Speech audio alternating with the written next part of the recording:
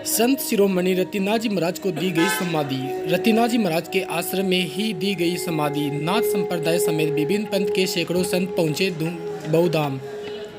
CM सलाहकार व नवगढ़ विधायक डॉक्टर राजकुमार शर्मा भी पहुंचे, अर्पित किए श्रद्धा सुमन। कहा, सिक्योरिटी के लिए अपूरणीय रिक्त स्थान है गुरुजी का जाना।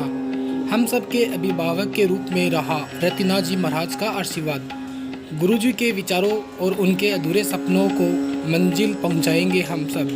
अंतिम दर्शनों के लिए लगी लंबी कतारें। देश के कोने कोने से बड़ी संख्या में भक्तगण पहुंचे बहुधाम। समाधि स्थल के चारों तरफ लगा गाड़ियों का मजमा। महाराज को सत सत नमन करते हैं हम लोग सारे हजारों की तादाद में। आपको पता है सुबह से ही कल से रेला लगा हुआ है, जब से सुना है सबने। पूरे देश में या देश के बाहर भी जहाँ जहाँ नाथ जी महाराज के सेवक थे, सब में शोक की लहर व्याप्त हो गई। मान गौ सेवक का इस तरह से जाना हमारे बीच में से विश्वास नहीं हो रहा है किसी को भी, क्योंकि कुछ दिनों पहले ही नवलगढ़ की धरा पर, बाबा राम साहब की धरा पर रात को 1 बजे तक गुरुजी ने पूरी जनता को दर्शन दिए।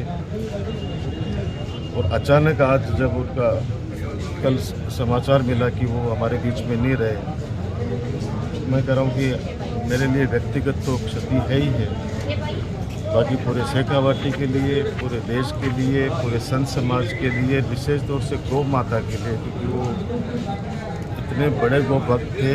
पूरे हिंदुस्तान में एक एग्जाम्पल है उनका।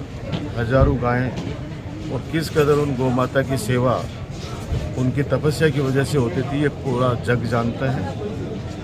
हम तो ईश्वर से ये प्रार्थना करें कि नाथ जी महाराज की कृपा हमेशा हम लोगों पे बनी रहे, और जो अधूरे काम, जो उनकी इच्छा थी, वो आने वाले समय में सारे भक्त मिलकर हम सब लोग पूरा करेंगे। ऐसी नाथ जी महाराज की कृपा हम पे आज से नहीं, बहुत सालों से नाता है, पिताजी का उनसे नाता है। और जब भी उनके पास आते तो एक अलग एहसास होता था, क्योंकि अदृश्य शक्ति थी उनके पास के अंदर। चेहरे के ऊपर एक जो रोग था उनके चेहरे पे,